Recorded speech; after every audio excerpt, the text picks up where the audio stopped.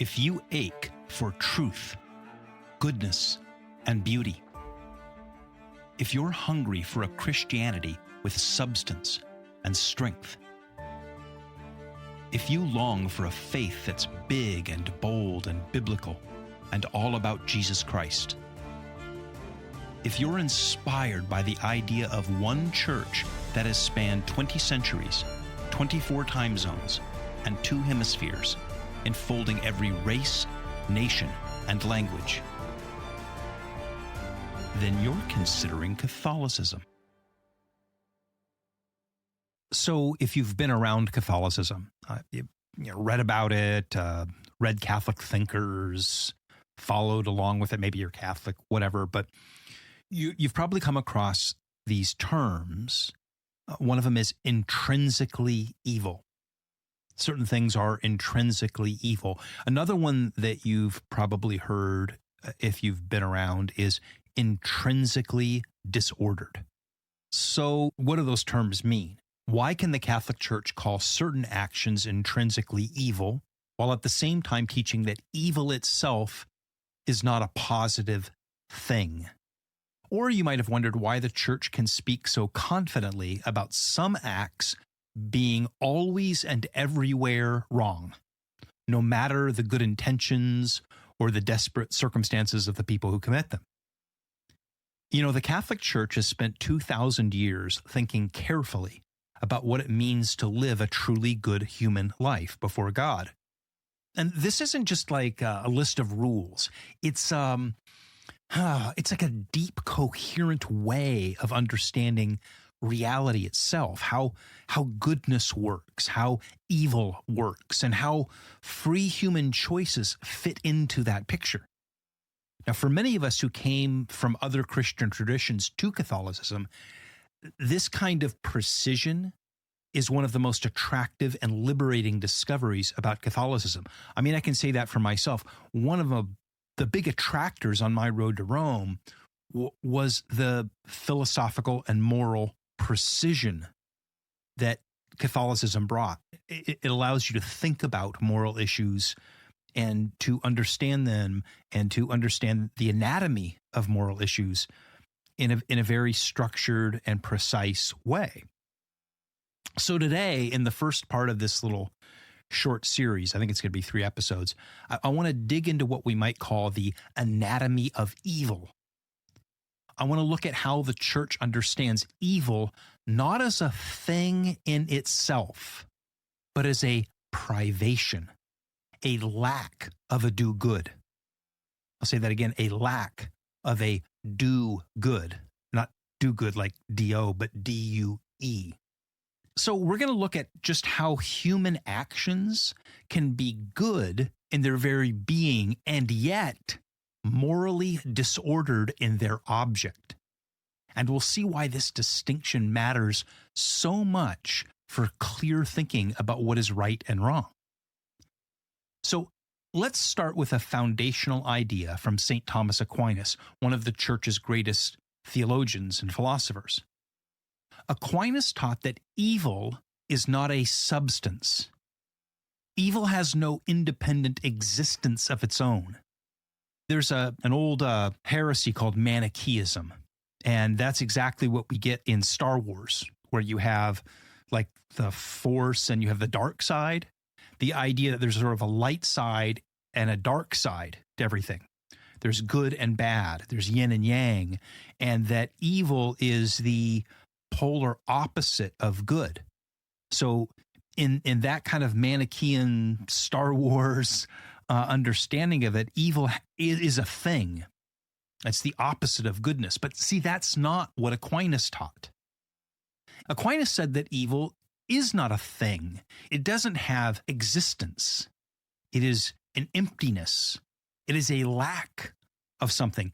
It's the absence of some good that ought to be present in a thing. So think of it like blindness in a human being.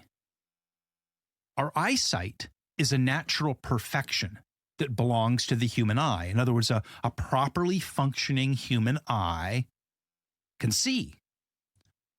When someone lacks the ability to see, we call it an evil, not because blindness is some positive thing that is added to reality. It's because the eye, your eyeball, is being deprived of the good that it was made for. So a rock isn't evil for being blind, right? You'd say, well, hey, the rock can't see anything. Well, of course, rocks aren't supposed to see. Sight is never due to a rock.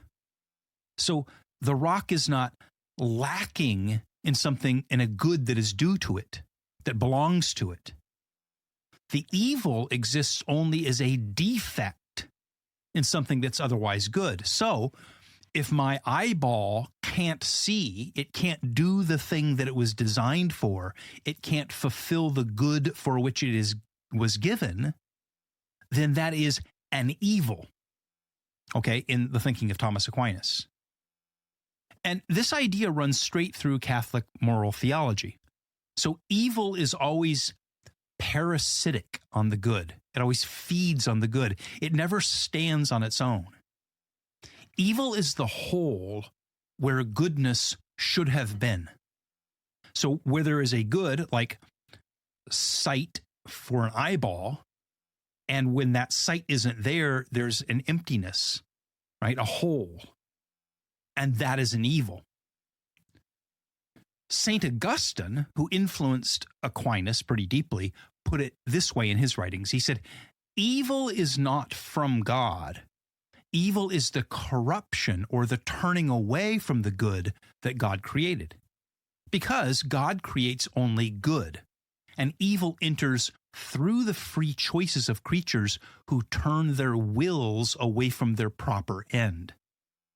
And so this is why the church can say with complete orthodoxy that God is not the author of evil. Evil is always a falling short. It is a defect. It is a privation in something that was made good, but lacks that good. Now, this idea resonated pretty deeply with me during my own conversion to Christianity, not to Catholicism, but to Christianity. I wasn't raised a Christian, and I became a Christian as a college student. And I was heavily influenced by C.S. Lewis. And of course, I loved the Chronicles of Narnia and his short fiction. But I loved, Screw Tape and The Great Divorce. But I really loved his space trilogy, which is like Christian science fiction. And I don't want to describe it all now. Corey and I keep talking about doing a book club episode or episodes about it. But if you've ever read it, in the first book in C.S. Lewis's space trilogy called Out of the Silent Planet, the protagonist, this guy named Ransom, finds himself on the planet Mars. But in this book, Mars is full of unfallen creatures. So God created creatures on Mars, like he created creatures on Earth, but the ones on Mars, unlike Adam and Eve, never fell, never turned away from God. So they've never known sin. So in his book, Ransom finds himself on the planet Mars, and there's some bad humans that have come there to exploit the people or the creatures. And these unfallen creatures ask the protagonist, Ransom, why is it that humans do the evil things that they do? And the character Ransom is struggling to try to explain it to fallen creatures. And he eventually tells them that man is bent like a stick, like a crooked stick. Man is not broken or destroyed, but man has become twisted or curved inward or turned toward the wrong end, toward the wrong direction. What should be straight and rightly ordered in us has become bent toward disordered objects. And I was like 19 years old when I read this? And it just really struck me. And that image of evil as something being bent out of its proper shape toward the wrong end or direction really stayed with me. It still stays with me to this day because it helped me to see evil not as an independent force, like the dark side in Star Wars, but as a perversion of good things, good faculties and good desires that have become twisted toward the wrong object. And that insight was one of the things that powerfully drew me deeper into the Christian faith and eventually on my road to Rome towards the Catholic Church. So, how do we apply this to human actions, the things that we do? So this is where the precision in Catholicism really begins to shine. Because every human action, considered simply as a physical event or an exercise of the will, is in its very being a positive reality. So, I just poured myself a cup of coffee and I'm drinking my coffee. The act of pouring coffee or drinking my coffee is an exercise of my will. It's a physical event to drink the coffee. And in a sense, it's a positive reality to drink coffee. I mean, that's what my body was ordered to. That's what coffee is for, right? In that sense, drinking my coffee here while I'm recording this is good in that basic ontological sense in its existence. The act of speaking into this microphone and other things that we do, the sexual act, the act of giving money, all of these are positive uses of our God-given faculties. They are goods in their existence. And, even an action like raising your hand to strike or uttering words is good as a physical reality because it flows from the powers of our body and the soul in us that reflects the image of God. But human acts also have a moral character. And that moral character is determined primarily by what we call the object of the act, what the will is deliberately choosing when it acts. Think of it this way. If you can go back to when you're in school and you diagram a simple sentence, right? You have the subject and the verb and the object, right? Like Greg drinks coffee. Okay. Greg is the subject. Drink is the verb. Coffee is the object. So there's nothing wrong with Greg drinking. But if I said Greg drinks poison, Greg drinks fentanyl-laced coffee, right? Then the good action of Greg drinking is bent in its object toward a negative thing.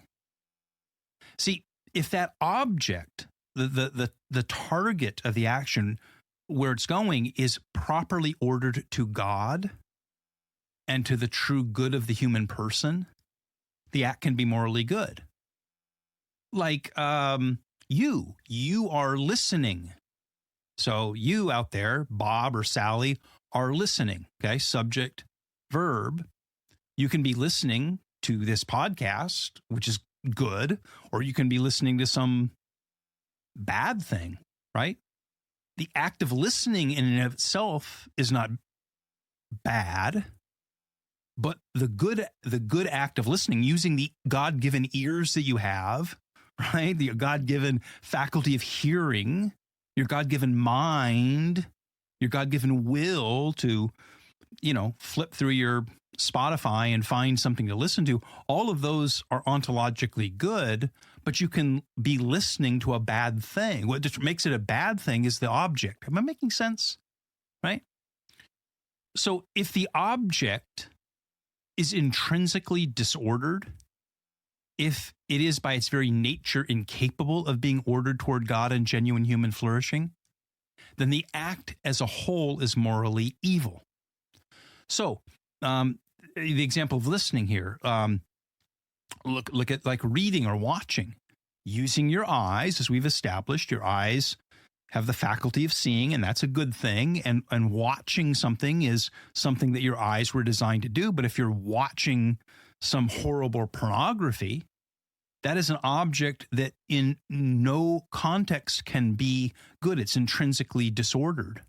It's incapable of being ordered toward God. If you're watching some horrible child pornography or something awful, there there's no way that serves God, that's ordered towards God, that it's towards human flourishing or charity or love, then it's not you watching that's bad. It's what you're watching that makes it bad. So, see, the evil here is still a privation. It's the act of watching or drinking or listening or whatever lacks in Catholicism, Catholic philosophy. It lacks the due moral ordering, the object that it ought to have for the good faculty that God gave you. You're using good abilities that God gave you for wrong purposes. And I think this is the key insight. The church isn't saying that certain physical actions are ontologically bad in themselves as if they were made of evil stuff. Instead, the church is saying that the choice involved in some actions involves an object that is radically defective in its moral ordering. It's deprived of the relationship to the good that it was meant to have. And this distinction keeps us from falling into either a sort of crude materialism that treats evil as a substance, or a fuzzy relativism that says that everything depends on how you feel about it. If I feel good about what I'm watching or listening to or drinking, that's the only thing that determines whether it's good or bad. It has a precision because it keeps the metaphysics clean. So we have been given faculties and abilities and opportunities. Those are God-given. They're at best morally neutral. They're designed to be exercised, but the disordering of those, using them to wrong ends, is what gives us some real moral absolutes. So I know this is getting probably too speculative. So let me make this concrete with an example that might be familiar and important to many listeners, and very controversial today. Let's talk about homosexual activity. I literally could not do this without you, because this show is 100% listener supported. There are no ads, no sponsors. So if the episodes are helping you to understand the faith, to answer your questions, or draw you closer to historic Catholic Christianity, would you consider becoming a patron?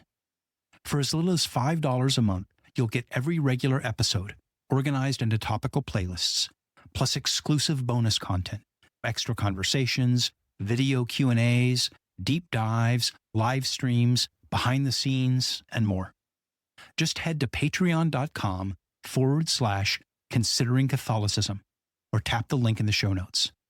Together, we're educating, equipping, and exciting people about the beauty of the Catholic faith.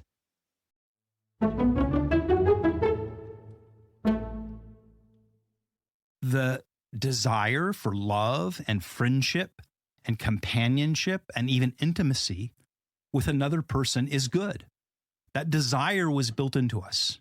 And the human capacity for affection and intimacy and our sexual capacity, physical capacity, these are all positive goods. God made us that way. God made us to desire companionship and love and intimacy, and he gave us bodies capable of exercising that, faculties that can do that. And so as embodied souls, the desires and the actions, the subjects and the verbs are in themselves inherently good. They're not evil in their being. The Catechism of the Catholic Church affirms the dignity of every person and calls us to respect and love those who have a same-sex attraction, because their attraction is intrinsically disordered. Because the Church teaches that sexual activity between two persons of the same sex is, that's the phrase, intrinsically disordered. Why that phrase? Because the object of the act, the deliberate choice of sexual union with a person of the same sex, does not correspond to the full truth of human sexuality as God has designed it. It's using a good thing to a wrong end. It is directing a good capacity away from the good. It's into a void. It's bent away from its proper object. It lacks the complementarity of man and woman and the openness to life that belongs to the sexual act in its proper ordering, its proper direction. And the act itself is good as a physical reality, right? Hugging and loving somebody and even having sexual intercourse with somebody, or the act of having those things, those are built into us. But this is a fancy philosophical term, but in its moral species, because of its object, it's deprived of the goodness it ought to possess. Like, if you were not listening to this podcast, but you were listening to, I don't know, some kind of satanic rant or some terrible thing, or listening to somebody being tortured to death or whatever, it's not the problem is not you listening, it's what you're listening to, where you're directing that given capacity.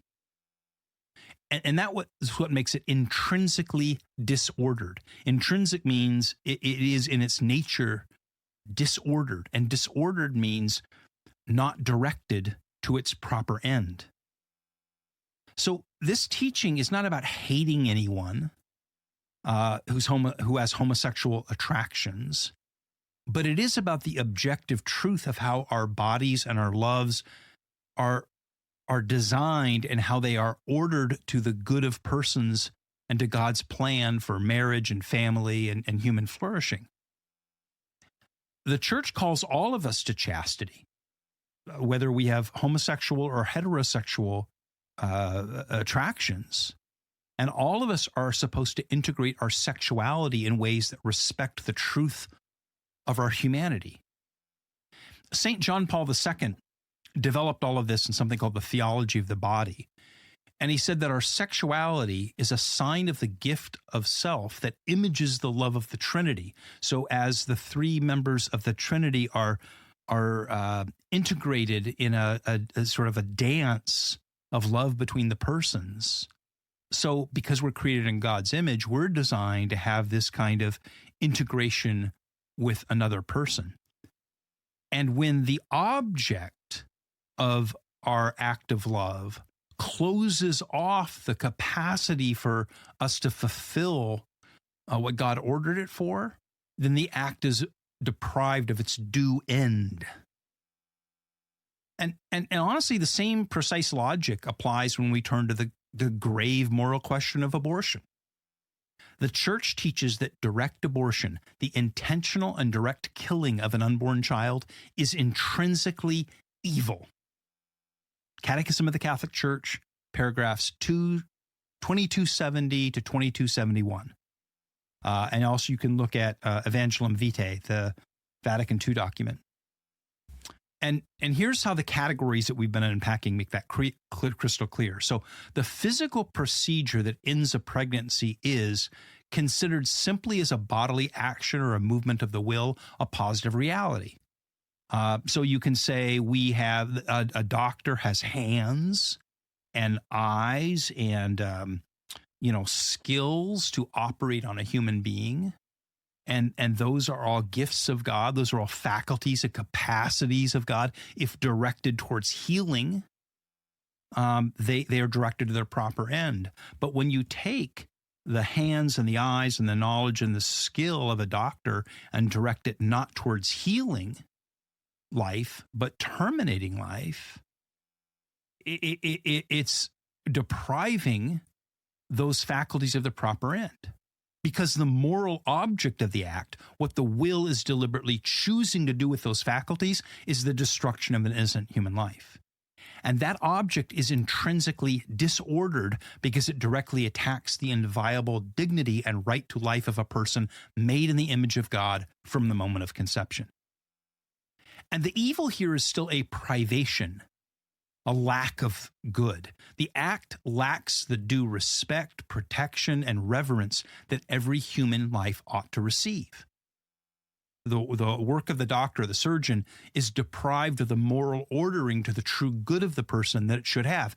So you have a doctor who's not using the God-given skills that he has and capacities he has to heal a person, but to kill a person. Even the most compassionate intention, say, to spare the mother of grave suffering or economic hardship or health risks, can't change the object. So a good intention can lessen someone's personal guilt or make the act less gravely culpable, but it can't supply what's missing in the object itself. And difficult circumstances, no matter how heartbreaking, don't alter what are called the moral species of the act. The privation in the object sinks the whole moral act. And that's why the church can say with both clarity and compassion that direct abortion is always and everywhere wrong, while at the same time pouring herself out in love for both the mother and the child through crisis pregnancy centers, post-abortion healing ministries, the consistent call to create a culture that welcomes every life. What you have to understand is all of this, whether it's homosexuality or abortion or 1,000 other things, isn't harshness. It's the same commitment to reality that we saw in every other intrinsically evil act. So the object chosen, to which the faculties and actions are directed, is simply incompatible with loving God and loving our neighbor as we ought. It turns what should be a straight line toward the good into something bent toward a disordered end, toward a void of goodness. And the same logic applies across the board to every intrinsically evil act. So the evil isn't a positive substance that's been injected into the action. It's the absence of the due ordering that every free human choice should have if it's to be morally good. And this brings us to what moral theologians call the three fonts of morality, F-O-N-T-S, fonts of the three sources of morality, right? Every human act is evaluated according to these three sources or fonts: the object of the act, the intention of the person acting, and the circumstances surrounding the act. So for an act to be morally good, all three of those fonts must be good. But if the object itself is evil, if it's intrinsically disordered, then no amount of good intention or difficult circumstances can make the act good. Because if it's directed to a bad end, that poisons the whole thing. The privation in the object sinks the whole moral act. Intention can make a good act better, or it can lessen one's personal guilt in an evil one. So when you go to confession, your confessor can evaluate the culpability of your guilt, but there's no way that it can turn an evil object into a good one. And circumstances can affect the gravity of the situation, but they don't change the moral species. So let's think of another simple example to see how these three work together. Suppose you're helping a friend who's in need by giving them some money. Now, the object is good, so acts of charity are ordered toward the common good. And your intention is pure to help your friend, to alleviate their suffering. And the circumstances are appropriate. You have the means, and you have a friend who's truly in need. So the act is good in all three fonts. But suppose the object was to give money with the intent to enable a harmful habit, like paying for their heroin use, or giving them money so they can hire a hitman to kill their wife. See, even if your intention was to be kind and the circumstances were, hey, they asked and I wanted to help, the object of it is disordered, and that makes the whole act evil. And again, this is the kind of precision that Catholic philosophy and moral theology bring. And it's why the church can say with confidence that certain things are always and everywhere wrong, not because God arbitrarily put them on some forbidden list, some naughty list of bad things, but because the object chosen in those acts is, by its very nature, incompatible with loving God and loving our neighbor as we ought to. It's a matter of reality itself, not some divine arbitrary whim that these things are good and these things are bad. And coming from a background in the Reformed tradition, Calvinism, this was one of the things that drew me powerfully towards Catholicism, because in that world, what we had in terms of any kind of a system of moral theology was just the 10 Commandments. So you have clear, direct commands from God. And that's good as far as it went. But when you moved into complex moral situations, questions of just war and criminal punishment and lending money at interest, or really complex medical ethics things or family disciplines, a lot of times you ran out of rope because you just went through the 10 Commandments and they weren't specific enough. They weren't precise enough to apply to all these complex situations, because there wasn't always a detailed instruction manual or Bible verse or Bible story, a listing covering all these possible actions. Catholicism gave me the schematics. It gave me intellectual moral categories that allowed me to break down an action, examine its object, weigh intentions and circumstances, and reason through those to a conclusion with some intellectual integrity and honesty and confidence. It wasn't legalism. It was freedom to think clearly about how to love God and our neighbor in the real world. And it turned moral decision-making from a guessing game into a reasoned application of timeless principles to concrete realities. And this is what I think so many Protestants like myself, who are curiously investigating the Catholic faith today, see. They see a tradition that doesn't just say, well, the Bible says so, or Pastor Josh says so, or there's some Bible story that gets universalized. It gives you the philosophical tools to unpack why the Bible says so and so, and how to apply that faithfully in complex centuries and moral dilemmas in the modern age. So evil as a privation, human acts good in their being, but possibly disordered in their object. The three fonts of morality, all of these ideas form the deep foundation of Catholic moral reasoning. And they give us a way to see why some choices are always wrong, not because the church is harsh, but because she's committed to the truth of the human person as created by God. And this commitment is ultimately pastoral. It allows the church to be both firm on the absolutes that protect human dignity and compassionate in helping people whose circumstances make living those truths difficult. And it avoids both the rigorism that crushes people and the laxity that leaves them without moral guidance. Now, in the next episode, we're going to build directly on this foundation. We're going to look at the actual working categories that the church uses, what it means for something to be intrinsically evil, how prudential judgments work, when good Catholics can legitimately disagree with each other, and what authentic development of doctrine looks like, including when the church declares something inadmissible, as it, in some ways, and the most recent popes have when it comes to the death penalty.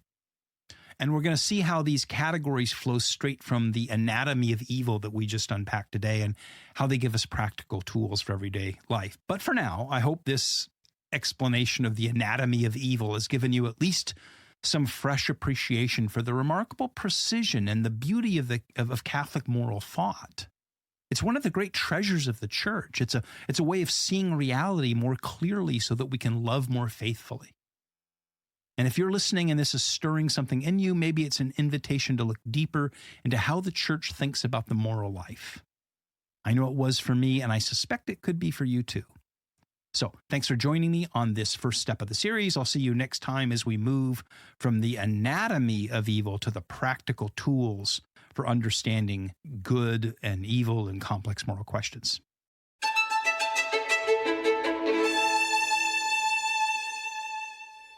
We'll be back with another episode very soon. And this show is 100% listener supported. My patrons keep the lights on, and they let me spend more time researching and recording so that these episodes keep coming. If this show has helped you, would you consider becoming a patron? For as little as $5 a month, you'll get every regular episode organized into topical playlists, plus exclusive bonus content, extra video Q&As, deep dive courses, live streams, and more. Just head to patreon.com/considering Catholicism or tap the link in the show notes. And would you please rate the podcast on whatever platform you're using and write a review on Apple Podcasts or on consideringcatholicism.com. And you can drop me a line. Patrons can comment directly on Patreon posts or Spotify. I read every one. Or you can always use the contact form at consideringcatholicism.com, or you can email me at consideringcatholicism@gmail.com. I love hearing your questions, your comments, and your stories.